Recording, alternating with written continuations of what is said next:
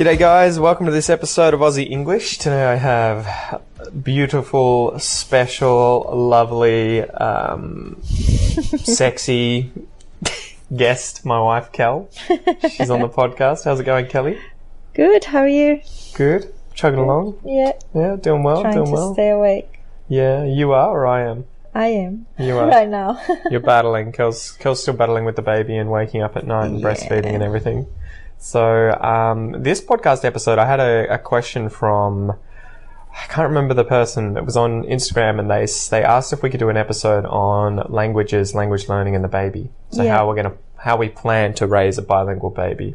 Yes. So I thought this would be a good podcast episode where we could talk about that, as well as maybe your English, my Portuguese, everything like that. Okay. So where do you want to start, Kel?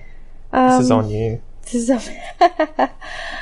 I think everything started when you decided to learn Portuguese for real. Yeah. Because before we were like, oh, I can say a few sentences and, a few swear words.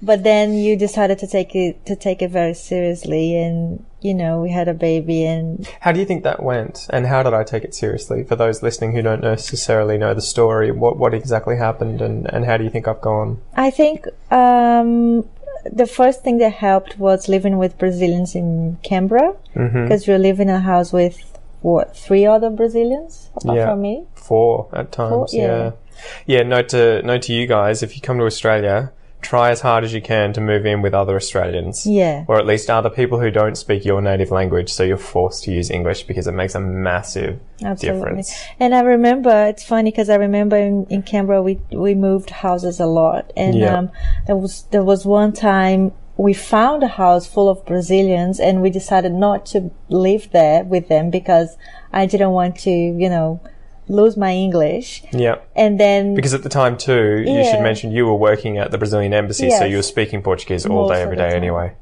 And then later on, when we ended up living with Brazilians, and it was really good for you. So we should have done it before, but anyway. Shoulda, woulda, coulda. Yeah. But yeah, I think it was from there, like you decided to only speak Portuguese with them in the house. Well, those who wanted to practice the English with you, because you had a friend that he would always want to speak English. Yes.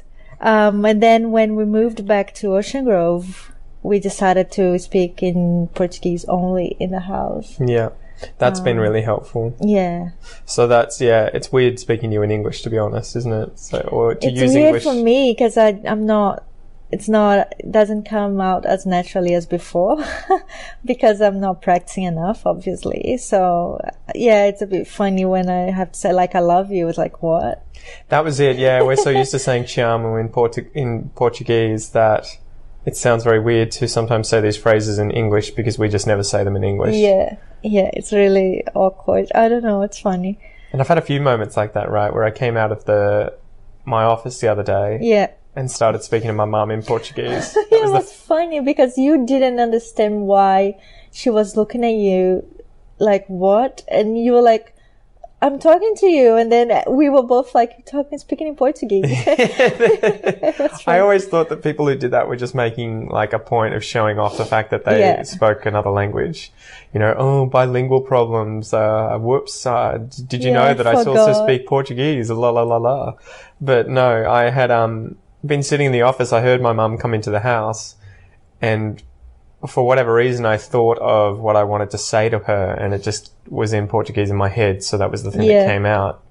So yeah, it was kind of funny because it was obviously a step towards me realizing too how much it's getting sunk into my psyche, into my subconscious. Really but it's been good. But the funny thing is you do realize how much you have to push in terms of using other language, talking about other topics, because I found even after, it's probably been a year now, right, since I've been speaking Portuguese in the house with the housemates in Canberra and then with you here, it tends to be the same stuff, like it's pretty rare now for us to talk about a unique subject. If we're just having our day-to-day lives roll by, it's pretty rare for a unique subject to sort of come out without actively trying to talk about it. So like we'll talk about, what do you want to do for lunch?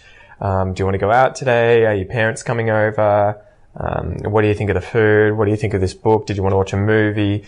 And because we've talked about that so often, it's just natural. You don't have to think about it. But the moment something unique comes up, like, did you read this article on nuclear physics? All of a sudden I realize I don't have any vocab for it, and it's... But it's the same for me. Like, yeah, totally. It's still like I think you always have a subject that you can't really express yourself. You can really talk about as naturally as you would about other things. Like it's, even in Portuguese for me, like there are things I can't really, politics, I'll be like, well, I can express my opinion, but I can't really, go really deep about it. So I think it's natural, and, as long as you can communicate and like you can, you are now you have a really, really good level of Portuguese. So I think it's getting there. I think I found I was sort of impressed with myself when I was talking to your sister and your father. Ah, yeah. And they don't speak, English. And so but I can sort of, get along chatting to them just fine now without having to, ask for Kel to sort of be the translator. You speak with them more than I do, to be fair. Yeah, it's interesting. But it is, I guess, back to my point, it was more that it goes to show how it is still important to push in your foreign language to learn about other topics you're passionate about, but about which you may not speak very often with your, say, spouse or other friends and family, right? Because there are plenty of topics that I'm passionate about in English that I can't talk about very well in Portuguese because I don't often talk to you about them, or they may not come up in conversation for whatever reason with you. And so when they do come up in conversation, say Brazilian Jiu-Jitsu. Yeah. I haven't spoken about that in such a long time that I'd have to go back and study now to remember all of the different vocabulary and expressions. But if I were to suddenly find myself talking with, say, my old coach, who's Portuguese, he's a Portuguese speaker from Brazil, I would be like, oh crap, I can't remember all these words and expressions. So it just goes to show how much you have to keep pushing and keep researching different topics that you are interested in your own native language to be able to talk about in the foreign language, to keep expanding your vocab and passive and active vocab. So how have you found your English? What are you doing day to day to improve it, or are you just chugging along? Right now I'm not doing anything apart from being a mom and chatting to my parents when they come around. Yes, which is almost every day. I mean, I'm still practicing. I'm not it's not as if I would, I'm not. Well, you're reading the news this morning. I see. It's funny, like, because you don't think you're doing much, but I think you're still doing a shitload because you have to call up the hospital. You have to do appointments in English. You have to read books in English. You read the news in English. You watch videos in English about raising the baby. So even if you're not talking to me in English, you're still practicing it a shitload every single day, right? Yeah. I was also saying it's not as if I wasn't speaking English at all. It's not as often as before because I was, living with Australians or people from overseas, like Europe, and we would only speak in English. But, and I was working in towns, I was working with Australians, so it would be English all the time. Jumped in the deep end there, didn't you? It was hard. Paid off though. But, I'm not actively like studying, like saying, oh, today I've learned about this, like, sentence or whatever, but I'm still practicing. I just feel like it's a bit harder now because I'm speaking in Portuguese all the time, and I thought you were going to say because we have a baby. Yes, well, I don't have time to do much apart from being a mom and food and everything to him. It's been pretty crazy. Yeah. So how have you felt in terms of raising him bilingual? Do you think it's achievable? Did you have a plan to begin with? Did you research it much? Did you think about it much? I think you were the one who thought about it first. Because you were like, of course I need to learn Portuguese because I want to speak to your family. I want him to speak Portuguese so then he can talk to your family. And Kel's family all don't speak English, right? So they all speak Portuguese, but they don't speak English. Yeah. I might be able to say humbly anywhere near my level of Portuguese, I would say. And I was like, wow, sure. Like, I didn't think about it. I was like, of course I want Noah to speak Portuguese and talk to my family because it's his family as well. So, I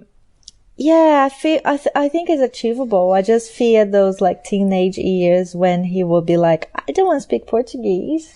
Well, I guess you have to sort of design your life in a way that it's unavoidable for them. right? So they can't say, me, I don't want to speak Portuguese. It's embarrassing. My friends will tease me. Me. I think you have to do things like surround yourself with other families who also have children who are Portuguese speakers. True, yeah. Shout out to Alida and Renato, who are a family in Melbourne with 2 kids, 2 beautiful girls who are Brazilians and they speak Portuguese. But, you know, who obviously also can speak English and are learning English with their kids and their family, so that you have that.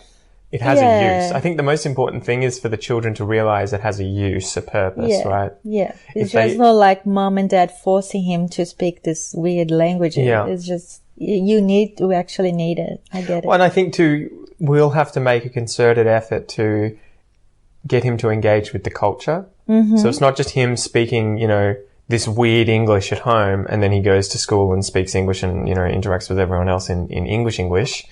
It's going to be, the fact that if he wants to engage with Brazilian culture, he has to do that in Portuguese. Yeah. So if he wants to go to, you know, certain family do's or parties or watch movies or listen to music, read books, etc., it has to be in Portuguese because there is no English equivalent, right? So you have to kind of get them encouraged to be a part of that.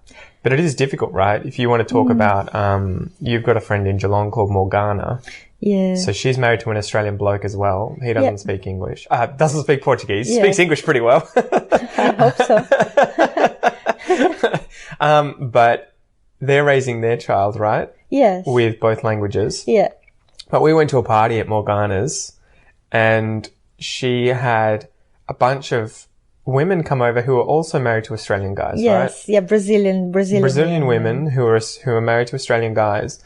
And I think we've spoken about one of the women and her family before, but when she found out that I spoke Portuguese, she was like, I need to get my husband to come over and talk to you. She literally called her husband and was like, you need to come here because you need to talk to Pete. And she was like, you have to encourage him to learn Portuguese. My kids don't speak Portuguese because he doesn't speak Portuguese. That was the thing that I guess opened my eyes a little bit to the fact that you kind of have to consider how you want to set your life up in order to make sure they keep learning the second language. Because I think for her, she spoke to the kids in Portuguese, but that was it. In terms of their usage, they had no other exposure to Portuguese, and it was almost an embarrassing thing because their dad would never speak it. He wouldn't. He learnt a tiny bit, but he didn't actively show an interest in it. And so I think they were embarrassed because he didn't mean anything to him, right?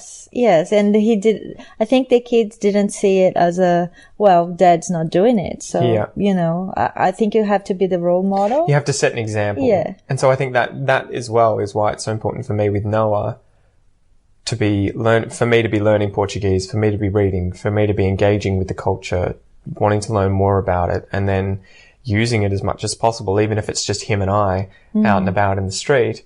Because I want him to see, you know, my example of I'm really passionate about learning a language. I'm really interested in speaking Portuguese.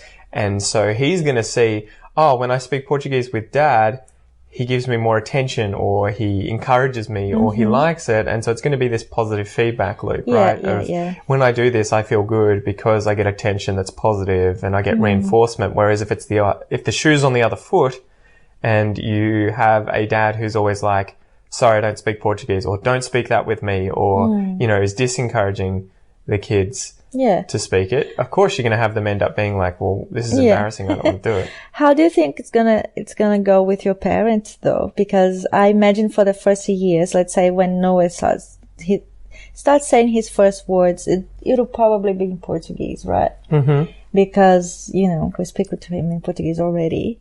But then I imagine your parents would be a bit confused when he's with them and trying to call them vovó and vovô. I think that it'd happen so slowly that they'd pick up on it and they'd understand. They'll know what he means, but I don't know. I think too, they're going to be speaking to him in English the whole time. So again, the more time he spends with them, the more English he's going to learn. Yeah. So, and that was why I kind of wanted to outsource the English learning. So I wanted to make sure that it was outsourced, it was happening outside of the house, because this will be the only place where he can really learn Portuguese most of the time. Yeah. And anyone else he spends time with here is going to be in English, right? Yeah. And so I thought, okay, well, you know, especially at the moment, if we end up here for the next year or two, my parents live 100 meters away, so it's not like they're not going to see him very often. They'll see him every week. Yeah. And he'll see my sister, he'll see other people and be, interacting in English all the time. Yeah. So I didn't really have too much of a fear of that. So, I think at the moment, I don't think we have a plan. Like, I was just speaking to him in Portuguese all the time and hoping he picks it up. And my plan was just to say English at home. No. Yeah. It's just Portuguese at home in our house, so that he associates the house with Portuguese. This is where we use this language. And anywhere else he can use English, at least for the first few years of his life. And then you have Vanessa as well. They're both Brazilians, Vanessa and Rodrigo. And Elena, the little girl, speaks half Portuguese, half English because she's going to kinder or something, and they speak in English, obviously. And it's funny because she mixed it up, and she's said half of a sentence is in Portuguese and the other half is in I think in order to avoid that too, you have to make a concerted effort to avoid mixing languages up and speaking a kind of pidgin language where you're using, and we do this quite often. Yeah. We'll be saying something in Portuguese. Well, it's not you, it's me as well, because before I was trying to talk about, breast milk and pumping breast milk so that you can feed the baby later on. And I can't remember. I always forget the word for pump in Portuguese. So I just make it an English word in Portuguese with Portuguese pronunciation. And yet you understand, but I need to stop myself from doing that and actually look the word up or something so that we don't end up speaking a pidgin of these two languages mixed together. Creating new words that no one actually uses. Yeah, exactly. Yeah, so we hope he'll be interested in the culture and the language, and I think the biggest thing is just that you have to not be too blasé about things. You have to take the initiative. You have to work hard. You have to say, okay, I'm going to have to make an effort to teach him Portuguese and to show him things and make it a part of his life. It's not going to happen on its own. Yeah. I can't just take a back seat and hope, he's part Brazilian, so he'll work it out. Yeah, when he's 35 and he's like, I want to know more about Brazil, but not, if you don't do anything, it won't happen early. And that's the hardest part too. I think that a lot of children, especially growing up in a country where their parents or one of their parents wasn't originally from and with a different language, they push back and they don't want to learn that language initially, at least maybe in the teenage years. Yeah. But then I remember all of my friends at school who had parents from a different country, the ones who weren't taught their parents' language always kicked themselves and were irritated and annoyed that their parents hadn't sort of pushed it on them because they missed out on the opportunity to speak another language. One of my friends, for example, was Chris, who was in the year with me. His mum was Filipino and his dad was Italian, but he didn't speak either of those languages because they didn't speak either each other's language. Yeah, they only spoke English at home. Okay. And so the difficult part for him was the fact that he had both of those parents had different families in different countries who didn't speak English. So he never really got to know any of his relatives really, really well because he didn't speak their native language and they didn't speak English very well. So he was always I was really irritated. Yeah, I can imagine. And yeah, well, if you have the chance to, provide Noah with Portuguese as much as you can, that would be great. Yeah, that's it. Hopefully another language too, maybe French. Maybe French if I have time to learn. Well, we just find a French school and just send him there and be like, you're on your own. Work it out. Cool. All right, awesome. Well, hopefully you guys enjoyed this episode. If you have questions or feedback too, if you're raising your child in Australia. Yeah, we would love to know your techniques and what you do. What your plans are, the methods you're using. I think the hardest thing for us is going to be finding material in Portuguese and Brazilian Portuguese to books and TV shows and stuff. Yeah, there are, but I'm sure. Yeah, my friend, she sells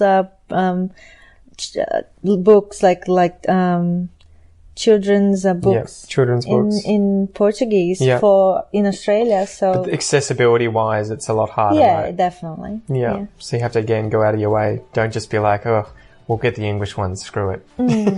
Or we can get the English ones and we can just scribble out all the writing and then translate it into Portuguese. And you can read it to the kid. All right, thanks for joining us, guys. We'll chat to you soon. Bye. Peace.